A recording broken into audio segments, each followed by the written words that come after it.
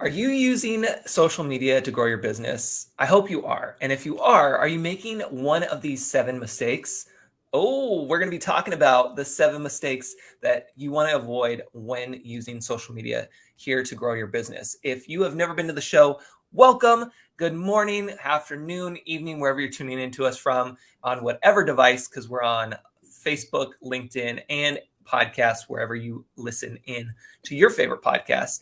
And today you are joining myself, Ed Troxell, and Amanda Condyles. yes, and we are your host here on the Real Estate Marketing and Coffee live show. We go live every Monday at 8 a.m. Pacific Standard Time. You can always catch the replays over on social as well as YouTube and over on podcasts. So today we're going to be talking about 7 things you should avoid doing on social media. Amanda, I'm super excited about this topic This is a good because one.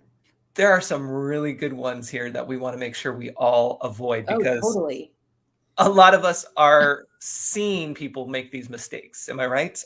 Oh, totally. Like when we read through, I was like, I can think of a few Yeah.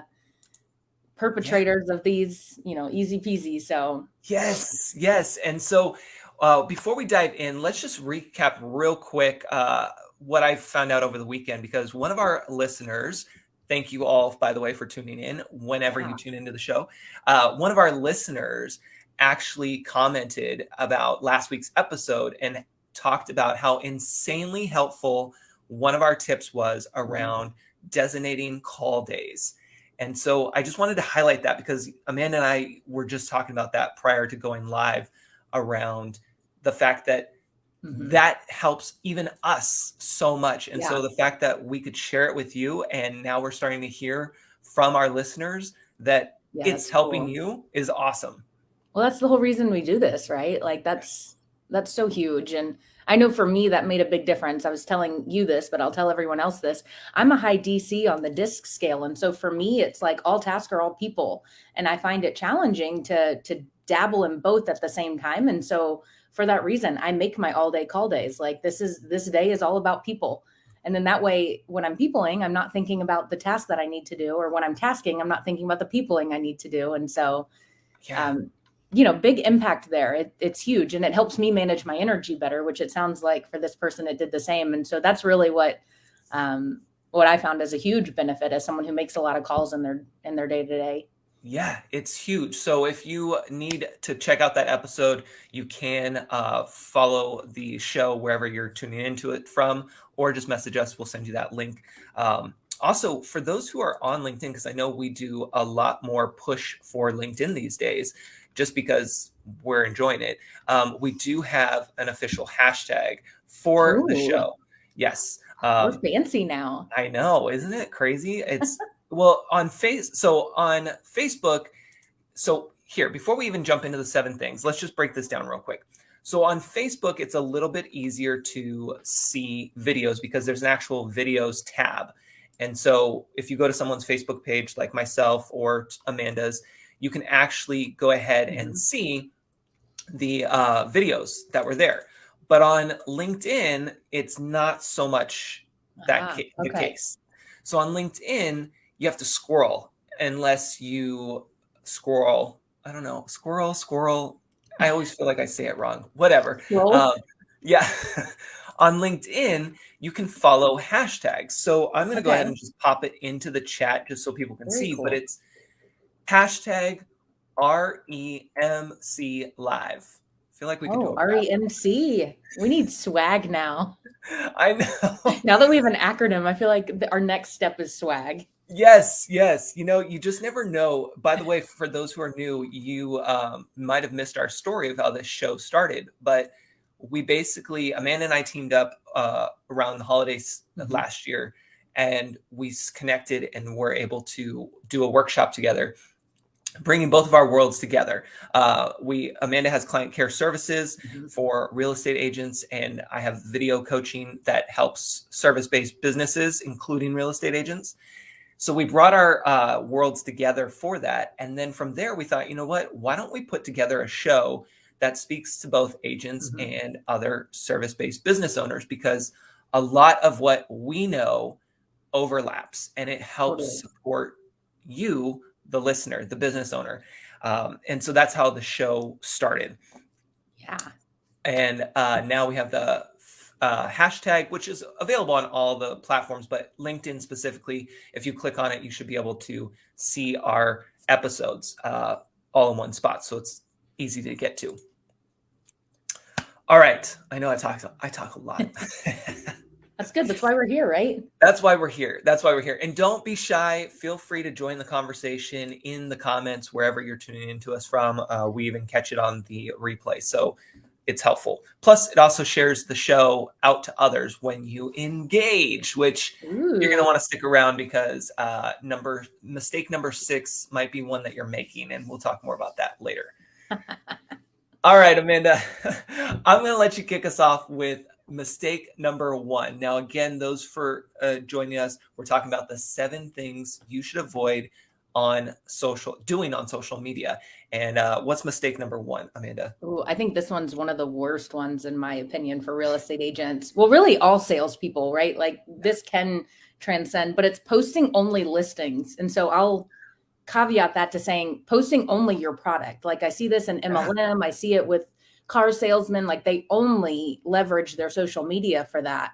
And for me, being totally transparent, when I go to a real estate agent's page and that's all I see, it tells me honestly, their heart is just about getting the next deal, or at least that's the perception, right? Yeah. And so I don't want to show up that way. I want my social media to be a happy mix of people seeing that I'm a real person and a business person.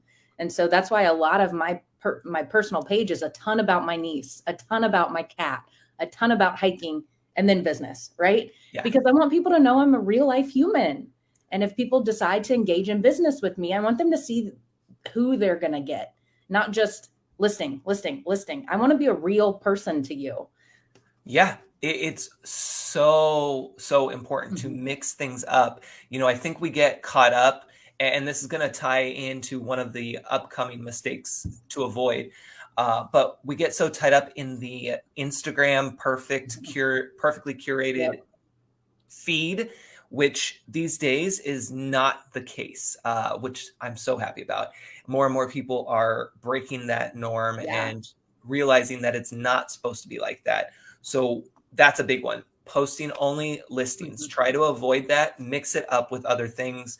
And I know a lot of people that I talk to struggle with content ideas and what to share. You just gave some great ones. Your pets. Yep. What you enjoy doing or who you enjoy being around, and being able to mix that up. I know for me, I try to tie video work into everything because I love video and I love being able to inspire others to do it. So there's going to be a lot of video posts and things encouraging others to do video stuff. Yeah. Well, I just think I actually saw this piggybacking off of what you said on Instagram. I saw this on TikTok over the weekend. Some outdoor hiker person said, I'm loving that we're transitioning more to a video-based platform and TikTok for hiking, because he said he was so tired of seeing all of these Instagram posts about these beautiful hikes that were Instagram perfect and picturesque, right? And they didn't show the reality of it. And he was like, so it's hiding all these long lines to get this Instagram perfect picture. And he was like, I'm loving that TikTok has evolved us back to the realness, because all the hikers want to see the real hike. They don't care about the picturesque picture. And that's what I think when I think of this, is like, we have this idea of what being a real estate agent means. And it means posting just listed, just sold, pending, all of that, right? And it's great. But I think of I think of all sales this way, is we're just storytellers, right? When you take the pressure of sales out and you just tell the story of what happened, I think you get a lot more engagement. And so posting only just listed, just sold, just pending, like, you're not really engaging at a high level. And I think I just rolled perfectly into 2. So I'll let you set up 2. Fear of being too repetitive. So mistake number 2 is you fearing that you're being too repetitive. Listen, we all feel that way. Trust me. I can speak for my own business. I sometimes will feel like I am a broken record. Like I just said that same thing. We talk about not only video, but time management all the time. But you know what? It never gets old. Mm-mm. somebody always has to keep hearing it. Why? Because you're Yeah. still not doing it. So Totally. Well, and I it's think of good. this when you post, like I see all of my posts, right? I know 100% of the posts I post. I know 100% of the posts that we post for Closer Pros, right? Yep. Like I'm aware of what we're putting out there. And every other person on my feed isn't seeing everything I post, right? And so That part. we'll take you, Ed. Like I Yep. might post, and in my head, let's say I posted about client care 7 times this past week on my personal page. In my head, I'm like, oh my God, Ed's going to see this 7 times. Ed, you might have seen it once, maybe twice, If I was right? lucky. Yep. So, I think it's really easy to say, okay, like I think of this too, where I say, someone on our team once told me, we were trying to come up with a topic for our team meeting. And I was like, I don't know what I could bring to them that would be of value. And she was like, why don't you talk about client care? And Yeah. I was like, but that's all common sense. And she was like, it's common sense to you. Hmm. And so I think of this with the being too repetitive thing too, is it's like you might feel like you are a broken record and you're saying the same things, or it's common sense and it's not to everybody. And not everybody's seeing it at the same level you're seeing it. So you post it out 7 times, each person in your feed might see it once, maybe twice. Yep. And it's also that repetition that helps people remember you Yes, and what you talk about, what you do, as well as when they are in a space to hear it, right? Like we totally. said, we're always talking about time management. That's going to be something that falls into both of our businesses for what we teach our clients. It deals with time management because that's how you're going to be successful in carrying out whatever Mhm. tasks you're trying to carry out. And so we talk about that a lot, and that's going to you're going to hear it, but you might not accept it and actually implement it until you've heard it Yeah. 5, 6, 7, 8, 10 times, because now you're like, okay, I feel like I've been hearing this a lot. It's coming around. It's kind of like when you see a car on the road and you're like, That's what I was oh, just about to say. Your reticular activator. Yeah.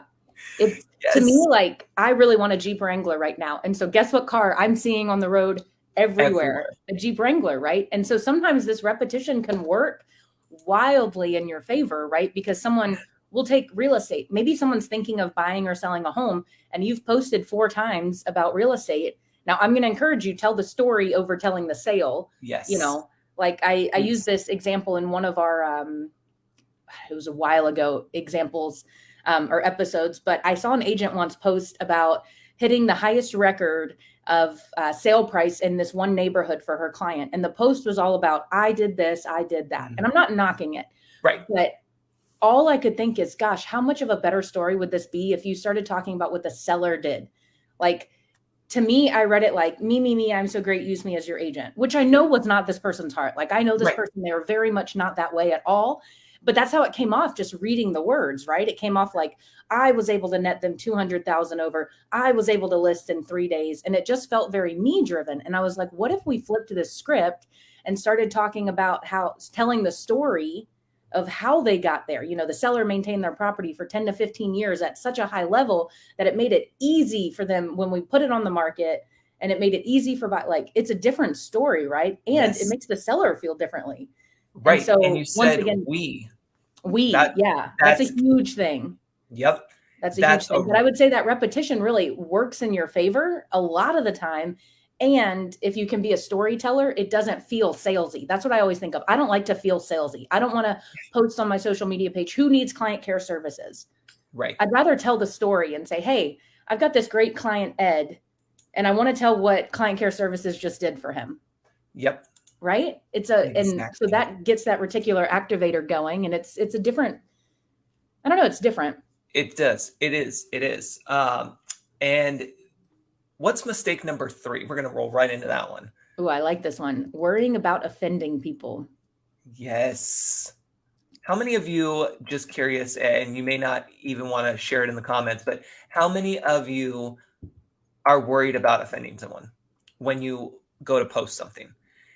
Because that's a big one, I think, for a lot Yeah. of us, especially when you embrace the camera and Hmm. record videos. I think that Totally. it takes it to a whole nother level. Well, I think a lot of people, when you think of video too, are worried about saying the wrong thing live time. Like I know I was one of those people who was like, I don't want to go live because Right. sometimes things just fall out of my face, and not necessarily bad things. They're just not exactly as I would have perfectly crafted them in a more controlled environment, right? And so Yep. I know a lot of people are like, what if it just comes out of my mouth? Like, what if Yeah. I'm live and I drop an F-bomb? Or what if I say something that's not quite polished, right? Like, and I think especially in our world today, things are super hypercharged. And so I'm sure this is more of a concern than ever before. Yes, 100%. And I love that you brought up the fact around live streaming. For those who don't know, when we say live, we're talking about live streaming on Facebook, LinkedIn, Mm-hmm. Instagram, heck, YouTube, TikTok, depending on what Yeah. platform you are and how many followers you have, you can go live pretty much anywhere, even Amazon these days. Yeah. Um, it's one of those things that it really does, one, help you with your public speaking skills, two, Mhm. helps you grow your business, and three, it gives you that content that Yeah. you can pull from. We won't go too far down that rabbit hole, but I just want to mention that because live streaming, it's a game changer. I mean, that's what kicked off my business, and that's how I got to where I'm at these days. Yeah. Um, but it's one of those things that you want to make sure that you're not letting that worry hold you back from showing up, because Totally. you're the one who needs to show up and deliver some information in order for us to engage with you. And we want to engage with you. And Yeah. plus, if you do offend someone, I mean, if it came from your expertise in your heart, you came from a Yeah. good place. So if it offended Totally. someone, they're probably not in the right place to hear that. Yeah. Well, and if you, let's say I dropped an F bomb on our live show today and it offended someone, like things are going to happen, right? Yeah. Like you can't control every environment. And so if someone is really, truly offended, email me. Well, let's hash it out and be like, you Yes. know what? I'm sorry. That's a word I use every day. I don't mean any offense by it. It just comes out of my face. So I'm Yep. sorry I let it slip on Facebook. Like there's conversations for that. But I think more times than not, you don't say as offensive things as you think, or people aren't as offended as in your head you're perceiving it. And Yep. so once again, I mean, it's not like we're saying, hey, go be super politically charged on Facebook, go share all of your politics live, and then don't care at all if people get offended. Like, Yeah. for the most part, we're talking about your business. And if people get offended by, like what you said, talking from your heart and about your expertise in your business, then maybe they're not your people too. There's a Yeah. huge piece of this that feels like alignment to me, where it's like, hey, if people are going to get offended that I'm sharing about client care services, maybe Right. they're not someone I need on my Facebook page, right? Yeah. Because I'm just trying to share my expertise and my heart and passion. Exactly. It's so true. And Ray on LinkedIn brought up a great point. The only thing I don't like about going live is the insane amount of ums. I've been training for 6 years now, and I still have an endless pool of ums. Listen, we It all do, and happens.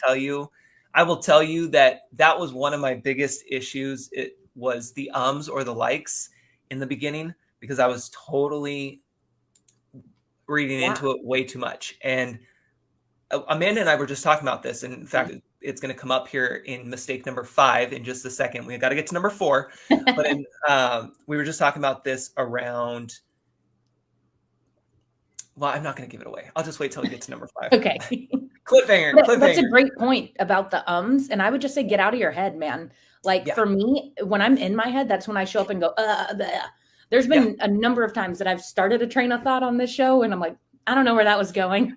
And you know what? That's how I am in real life too, though. So it's yes, like, you know what? I'm not perfect. I'm not a robot. I can't be. I wish I could. It'd be really great. I'd get everything right all the time. But in real life, I'm going to say, And so I'm going to be okay saying it on the show. I'm going to be okay starting a train of thought and being like, I don't know where that was going, but it was going somewhere.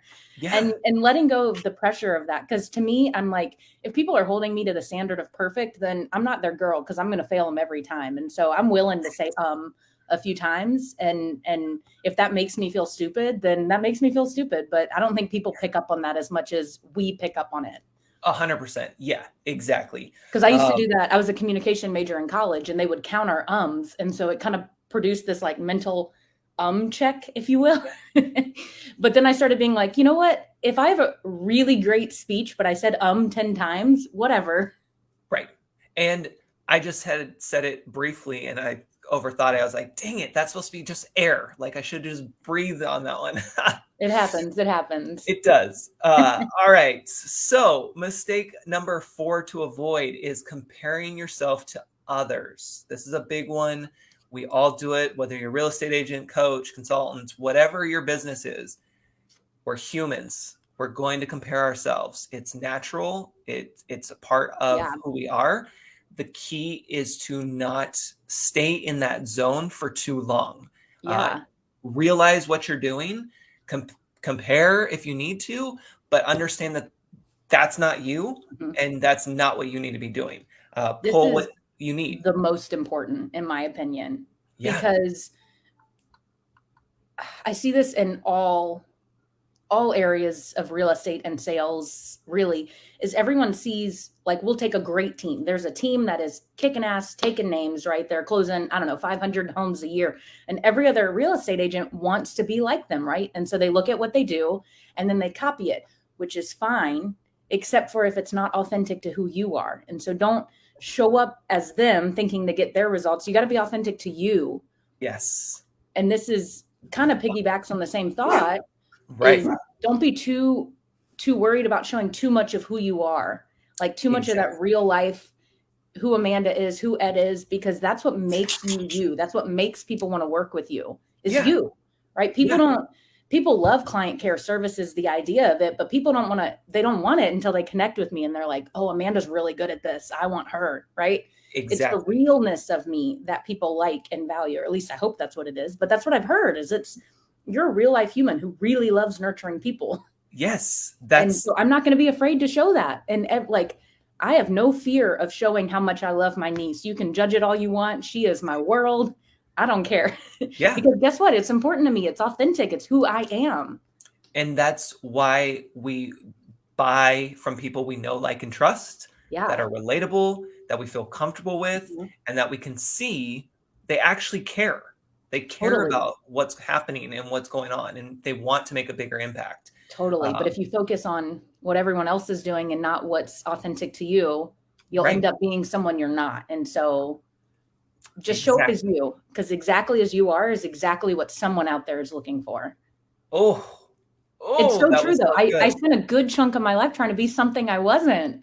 And then one day I was like, you know what? Someone needs an Amanda. Someone needs a me, exactly as Amanda is. So I'm not going to try to be this human anymore. I'm going to be the me that's here. And it was a hell of a lot easier. Yeah. And that's going to lead us into number 5, because I have a quick story around similar experience. So let's talk about mistake number 5, because listen, all of you need to pay attention to this one. This is a big one. I've been waiting all weekend to talk about this one. You might have been waiting longer because we've talked about your little... Yes. This one is like such a big one. Go ahead, Amanda. I'll let you start us off. Worrying about being too boring. Boring. No, not this one. It's mistake number 5. That's what I have as mistake number 5. No, it's not using proper grammar and spelling. Oh gosh, I'm on the wrong list then. Hang on, Amanda. Give me a second.